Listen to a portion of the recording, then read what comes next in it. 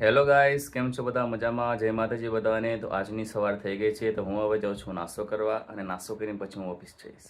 જય માતાજી મમ્મી. જય માતાજી. પૂજા, ગુડ મોર્નિંગ. તો નાસ્તો મેં કરી દીધો છે, અને હું જ્યારે ઉઠ્યો ત્યારે ધીમો ધીમો વરસાદ ચાલુ હતો, અને અત્યારે વરસાદ હવે બંધ થઈ ગયો છે. તો હું હવે જાઉં છું ઓફિસ.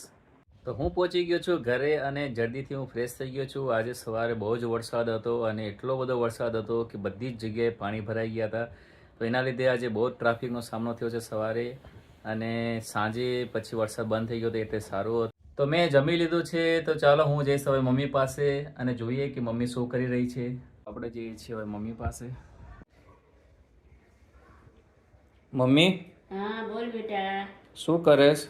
હું ભજનની તૈયારી કરું છું બેટા. કાલે 11 છે ને, હા. એટલે કયું ભજન ગાઉં એ ચેક કરું છું બેટા. અચ્છા, તો કાલની તૈયારી કરેશ? શુભમ, હા બોલ મમ્મી. તમે આજ પૂજા ટાઈમે બે બહાર જવાનું છો બેટા? હા, જવાના છે ને હમણાં. તો મારી ઈચ્છા છે કે તમે આટો મારતા આવો. અચ્છા, પછી? ચોમાસા કોઈ ખાવાની મજા નથી આવતી બેટા. તો શું લાવું છે તારે? તમે કીધું મંચુરિયન લેતા આવો અને તમે આટો મારતા આવો. અચ્છા, મંચુરિયન ખાવું છે? હા, આજ મંચુરિયન ઈચ્છા થઈ રહી છે. સારું, લેતા આવશું. હું અને પૂજા અત્યારે જઈ રહ્યા છીએ નીચે. મારા ફ્લેટમાં નવરાત્રીની તૈયારી બહુ સારી એવી ચાલી રહી છે, જે હું તમને દેખાડીશ. શકો છો તમે કે બધી જગ્યાએ સિરીઝ બાંધી દીધી છે. તો હું અત્યારે જઈ રહ્યો છું ગબ્બર પાસે. તમે લોકોએ જોયું કે બહુ સારું એવું કામ કર્યું છે, અને બહુ સરસ એવો ગબ્બર બનાવ્યો છે. હજી ગબ્બરનું કામ પૂરું થયું નથી, ગબ્બરનું કામ ચાલુ જ છે. તમે લોકો જોઈ શકો છો કે પૂજા શાકભાજી લઈને આવી રહી છે. પૂજા, શું શું લીધું? ઘણું બધું લઈ લીધું. અઠવાડિયું થઈ જશે ને હવે? નહીં થાય એવું છે. હું મમ્મીનું મંચુરિયન લઈને ઘરે આવતો હતો, અને અચાનક વચમાં પૂજાની ફ્રેન્ડ મળી ગઈ, તો તે વાતોમાં લાગી ગઈ, અને આ બધું જ મને આપી દીધું છે. તો તમે જોઈ શકો છો.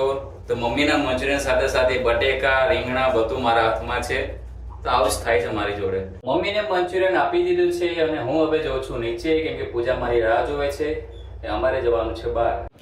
તો અમે લોકો ગયા હતા બહાર, અને બહાર એટલો બધો વરસાદ પડે છે કે અમે લોકો ભીના થઈ ગયા, એટલે અમે ફટાફટ ઘરે આવી ગયા છીએ. તો અમે લોકો જોઈ શકો છો કે શુભમ બરાબરનો ભીનો થઈ ગયો છે. શુભમ જ્યારે પણ ઘરની બહાર નીકળે છે એટલે વરસાદ તરત જ એની રાહ જોઈને જ બેઠો હોય છે કે બહાર જાય અને વરસાદ પડે ને પડે જ છે. તો હવે અમે લોકો ઉપર જઈ રહ્યા છીએ. પૂજા, એ પૂજા, બોલ. આપને જલ્દી શરદી થઈ જશે મને. એટલામાં થોડી શરદી થઈ જશે તને. તો તમે લોકો જોઈ શકો છો કે શુભમ પોતાનું માથું ભીનું થઈ ગયું છે, એટલા માટે તેનું માથું લૂછી રહ્યો છે. હું તો ભીની જ નહીં થઈ યાર, હું તો બહુ ભીનો થઈ ગયો. હું તો દુપટ્ટાથી લૂછી નાખું, એમાં કે રૂમાલની જરૂર પડે જ નહીં. ના, લૂછવું પડે યાર, તો શરદી થઈ જાય યાર. કઈ થાય નહીં, થાય તો એ વાંધો નહીં. તારે કઈ ને, મારે પછી આખો ઓફિસમાં ચીકુ જ ખાવાની. એમાં શું? તો આખો ઓફિસમાં ચીકુ ખાવ તો પછી બીજા લોકોને એમ થાય કે આ શું થયું આને. ભલે ને, એમાં શું? તો પછી મારી ચીક પાછી જોરદાર આવે ને, તને ખબર તો છે. હા, વારસાગતમાં છે તારે. પૂજા, બોલ. શરદી થઈ ગઈ એવું લાગે છે મને આંખ ઉપરથી. બરાબર, આટલા વરસાદમાં શરદી થઈ ગઈ, વાહ. આમ અહેસાસ એવું આંખ ઉપરથી એવું લાગે છે શરદી થઈ હોય. તું તારા શરીરનું જબરું ધ્યાન આપે છો. સારું કહેવાય. આપવું જ પડે ને. આ સવારે કેવું થયું ખબર છે ને તને? સવારની વાત જ ના કર. તો આજે સવારે શું થયું હતું એ હું તમને કહીશ. કે આજે થયું હતું એવું કે હું સવારે બ્રશ કરતો હતો, અને બ્રશ કરીને પછી મેં દરવાજો ખોલ્યો. તો જેવો મેં દરવાજો ખોલ્યો, સીધો દરવાજો હાથમાં આવી ગયો, બરાબર. અને તે કાચનો દરવાજો હતો, અને પૂજા જે છે તે કાચના દરવાજામાં જોઈને જ બ્રશ કરે છે. એ કાચ આખું બધું નીકાળી દીધું દરવાજા સાથે. મને એક સેકન્ડ માટે એવું થયું કે શુભમ બાથરૂમમાં પડી ગયો. હું ગુંબાડી, શુભમ મોઢામાંથી હા બોલે નહીં, એને એમ કે ખોટું પૂજાને કહીશ, કઈ લોચા થઈ જશે. તો આજે પછી ધીરે દઈને ખોલ્યો ને આખો કાચ લઈને બહાર. કઈ નહીં, નવો આવશે, કઈ વાંધો નહીં.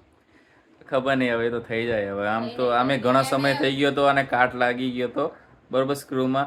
તો સારું થયું કે એ બાનું પડ્યો તો નહીં, હાથમાં કાચ આવી ગયો. કઈ વાંધો નહીં, નવો લાવી દઈશ. મને કઈ થયું હોય તો પછી દવાખાનું મોંઘું પડે જ ને પૂજા. હા, મને તો એવું થયું કે પડી ગયો, બોલતો જ નતો. શુભમ 4 વખત પણ મોઢામાંથી હા બોલ્યો. હારું ખબર ના પડી, અચાનક નીકળી ગયો આ તો કાચ. તો બાહુબલી થઈ ગયો છે ને એટલા માટે. શું બાહુબલી આમ કર્યો હાથમાં આવી ગયો, મેં કીધું એ હમણાં પડે તું નીચે. બાહુબલી થઈ ગયો ને એટલે જ. એક તો થતું હતું મોડું અને એમાં પાછું સવારમાં આવું બધું થાય એટલે બહુ મોડું થઈ જાય. જોયું ને તમે, તો અમારે સવારે તો આવું થઈ ગયું આજે. પૂજા, બીજું કંઈ કેવું છે તારે? કશું કેવું નથી મારે હવે. કાચ આવી જશે નવો, તમને ટેન્શન કાલે ના લે. લાવવાનો જ છે, કંઈક પણ થાય. અચ્છા, કાલે ને કાલે? હા, કેમ કે કાચમાં જોયા બ્રશ કરતા ફાવે નહીં મને, કાચ તો જોઈએ જ. કશો વાંધો આનું નહીં. હવે જોઈએ એવું હવે નહીં, અલગ સ્ટાઈલ આવી ગયા. અમે અચ્છા. વર્ષે વર્ષે આવું થાય ને તો નવું નવું વસ્તુ આવે. એ વાત સાચી. હારું, આવું ના થવું જોઈએ ને. કાં તો જો ના થયું હોય તો હજી ચાલે જ ને. હા, પણ મેં વિચાર્યું જ તું પેલા ટાઈમથી વિચારતી જ હતી. કશો વાંધો નહીં. ચલો ને હવે કાલે આપણે જઈશું ને લઈ કે આવશું દોઢ નવું. વર્ષ જેવું કાચને થઈ ગયું, બહુ થઈ ગયું. પોણા બે હા, વર્ષ. 1.5 વર્ષ જેવું તો થઈ ગયું. હારે કશો વાંધો નહીં. કાલે હું વહેલો આવી જઈશ, 5 વાગે હું કાલે આવી જઈશ ને આપણે બંને જઈશ. અશક્ય, અશક્ય. તો તારે 5 વાગે આવ્યો નથી. આવું નહીં બોલવાનું. આયો જ નથી તો નથી. સાચું સાચું નહીં કહેવાનું. કોક વાર તો કહેવાય કે હા વાંધો નહીં, આવ્યો તો એક વાર. કંઈક હોય કંઈક જવાનું હોય તો જ એ બી. કશો વાંધો નહીં. 5:30 રાખી. એ પણ મારે ફોન કરવો પડે 3 વાગ્યા. હું 5:30 આવી જઈશ કાલે, બરોબર? ના આવે તો. 5:30. કશો વાંધો નહીં. હું ઘરે આવીશ ને કાલે, એ પછી આપણે બને જઈશું કાચ લેવા, બરોબર? જવું જ પડશે મારે, ચાલે નહીં. કાચ વગર જોવું કેવી રીતે, દાંત દેખાય નહીં બરાબર. કઈ વાંધો નહીં. કાલે આપણું કામ રહેશે તારો જે છે કાચવાળો કબાટ લેવા જવાનું, બરોબર ને? હા. તો કાલનો પ્રોગ્રામ તો થઈ ગયું છે મારો. અને બીજું કે આજે પપ્પાની તબિયત થોડી ખરાબ હતી એટલે આજે પપ્પા જોડે મુલાકાત થઈ નથી. તો કશો વાંધો નહીં, કાલે આપણે પપ્પા જોડે મુલાકાત કરીશું અને પૂછીશું તેમની તબિયત કેવી છે. તબિયતમાં કશું નથી, ખાલી એમને માથું દુખે છે. આજે વરસાદ હતો એટલે થોડી ઘણું એટમોસ્ફિયરની અસર પડે. તો હવે આંખમાં ઊંઘ આવી રહી છે એવું લાગે છે મને. પૂજાને તો ઊંઘ જેવું લાગતું નથી. શું કેવું પૂજા? હા. તો તારે જાગવાનું છે? શાબાશ, બહાદુર કહેવાય. તો હજી જાગીશ? એમાં શું બહાદુર, બહાદુર જ છું. જબરું કહેવાય. તો પૂજાને હું એક વાત કહેવા જઈ રહ્યો છું. પૂજા, હા બોલ ને. આજે તે ભગવાનની લીલા ચેનલમાં ઘણા દિવસ પછી વિડીયો મૂક્યો.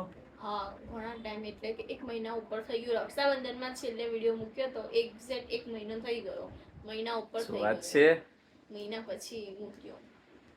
તો આપણા વ્લોગમાં ઘણા લોકો જે છે એમને ખબર નથી કે તારી ભગવાનની લીલા ચેનલ જે છે, તો એના વિશે કશું જણાવીશ તું?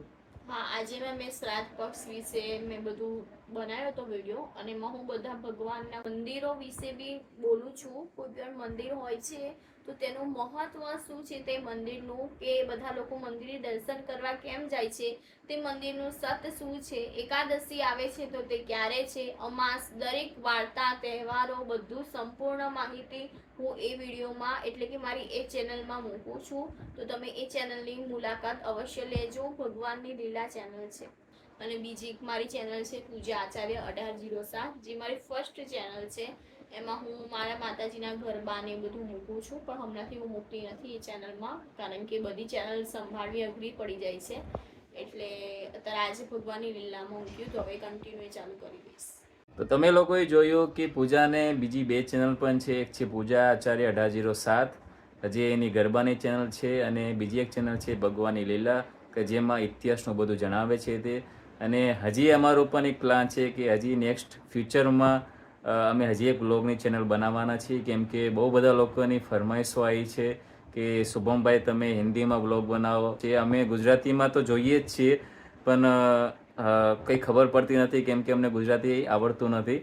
તો કશો વાંધો નહીં, અમે બનાવીશું, પણ હજી તે વાર લાગશે કેમ કે બધું મેન્ટેન કરવું બહુ અઘરું પડે છે અને ટાઈમ પણ બહુ ઓછો હોય છે એટલા માટે. બટ ફ્યુચરમાં અમારો પ્લાન છે કે હજી અમે એક બીજી ચેનલ બનાવીશું. તો મને આવે છે બહુ ઊંઘ, અને અત્યારે વાગ્યા છે રાતના 11:15. તો હું હવે સૂઈ જઈશ. તો આજનો વ્લોગ અહીંયા જ પૂરો થાય છે. જો તમે અમારી ચેનલમાં પહેલી વખત આવ્યા હોવ તો ચેનલને સબસ્ક્રાઇબ કરવાનું ભૂલતા નહીં, અને જો ચેનલને સબસ્ક્રાઇબ કરેલી જ હોય તો વિડીયોને લાઇક અને શેર કરવાનું ભૂલતા નહીં, અને બેલ આઇકોનને પ્રેસ કરવાનું ભૂલતા નહીં, જેથી આવા વિડીયો તમે સૌથી પહેલા જોઈ શકો. બધાને જય માતાજી, જય બહુચર.